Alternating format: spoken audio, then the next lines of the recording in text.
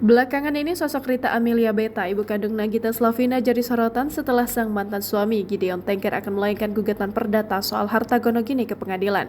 Hal itu membuat sumber kekayaan ibu mertua Raffi Ahmad ini menarik untuk diulas. Diketahui nenek Rafatha dan Rayanza ini memulai debut karirnya sebagai vokalis band musik di era 80-an bernama Dragma.